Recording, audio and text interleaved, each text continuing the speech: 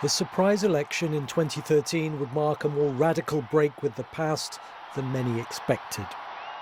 Jorge Bergoglio did have Italian roots, but was born in Argentina. While studying for priesthood, he worked briefly as a nightclub bouncer. While many fellow Jesuits were jailed and tortured during Argentina's military dictatorship, he rose to become Archbishop of Buenos Aires, some accusing him of forging too close a relationship with the regime. As Pope, he greeted his flock, having taken the name of a saint who championed the cause of the poor. Francis signalled that his pontificate would be rooted not in Rome, but in the lives of believers around the world, and especially those on the economic margins. His style was informal, even when conducting ceremonies, and his first act as Pope was to pay his own hotel bill. In his early gestures, like washing the feet of the elderly and prisoners, he showed desire for his priests to be closer to the disadvantaged.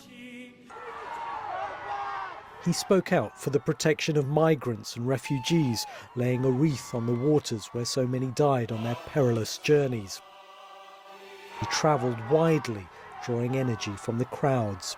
In Brazil, 3 million gathered on Copacabana Beach.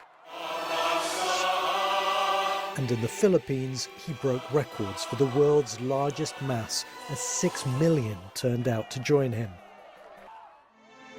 He linked economic inequality to the environment.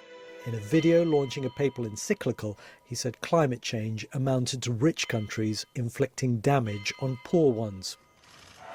The Pope of the Holy See! In 2015, he became the first pope to address the US Congress. I am most grateful for your invitation, telling the world's richest nation to take care of Mother Earth. God bless America. He apologized for the scandal of sexual abuse of children by priests. His words here spoken by a translator. God weeps for the sexual abuse of children. On a visit to Ireland, the first by a pope in almost 40 years, he apologized to victims at almost every event, but scandals continued to emerge. His papacy marked something of a change of tone on the subject of homosexuality, early on remarking, "Who am I to judge?" when talking about a gay bishop. But some progressives argue that in practical terms, the Vatican's stance and the Church's teachings have changed little.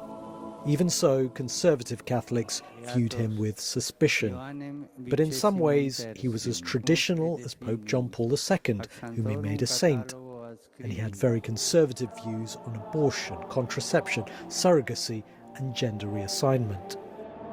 His style of papacy, though, couldn't have been more different to his immediate predecessor, Benedict XVI, whose funeral he presided over.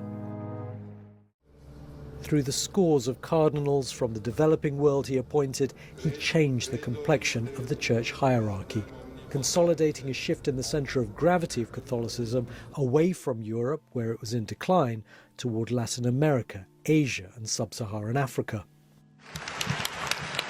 In recent years, Pope Francis was beset by health issues, most noticeably affecting his mobility, but he found it hard to pare down his busy schedule.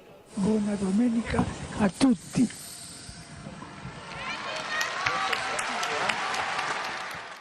He was, above all, a pastoral pope, a man of humility who preferred the fellowship of ordinary believers to the trappings